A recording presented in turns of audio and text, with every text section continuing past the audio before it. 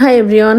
আচ্ছা, আপনারা কি অকৃতজ্ঞ বেঈমান এবং কি নিমক হারাম চাঁদাবাজ ভণ্ড প্রতারক দেখেছেন? না দেখলে বিএনপিকে এক নজর দেখে নেন। ওরা ক্ষমতায় আসার পরে এই পর্যন্ত এই 3 থেকে 3.5 মাসে দেশের মধ্যে যা যা ঘটে গেছে রটে গেছে, কোনোটাই বিচারের আওতায় এখন পর্যন্ত আসেনি। আজকে নাসিরউদ্দিন পাটোয়ারির উপরে হামলা হয়েছে। তো নাসিরউদ্দিন পাটোয়ারির দোষ ছিল একটাই, যে সে উচিত কথা বলে। তো উচিত কথা বলে আজকে নাসিরউদ্দিন পাটোয়ারি হয়েছে হামলার শিকার। কালকে আপনার আমি হওয়াটা স্বাভাবিক এবং কি তার জন্য প্রস্তুত থাকেন।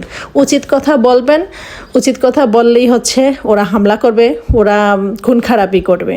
তো এই লোকগুলো পালছে কে?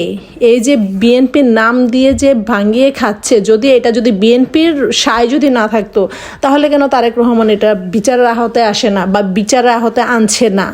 তার মানে এগুলো ওদেরই সব ঘটনাগুলো সাজানো।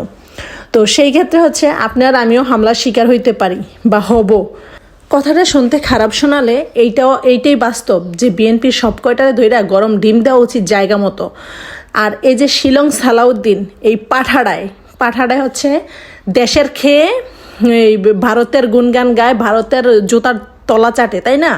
এই কুকুরটারে সবাই আওয়াজ তুলে বলেন, এবং কি সবাই এখনই আওয়াজ তোলা উচিত, ওর পদত্যাগ করা উচিত, ওকে আর ক্ষমতায় রাখা উচিত না।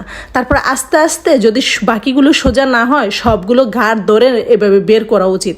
3 মাসের মাথায় এত কিছু, ওরা ক্ষমতায় আসার পরে 3 মাসের মাথায় এত কিছু হয়ে যাচ্ছে, ওরা বিচারের বা আহতে আনছে না এখনো, বা ওরা চোখে দেখছে না, শুধু সান্ত্বনা দিয়ে বেড়াচ্ছে, তাই না?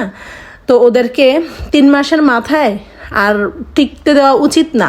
জনগণ আওয়াজ তোলা উচিত এখনই, না হয়তো এই যে আজকে রামিসা হয়েছে ধর্ষণের শিকার, কালকে আপনি আর আমিও হইতে পারি।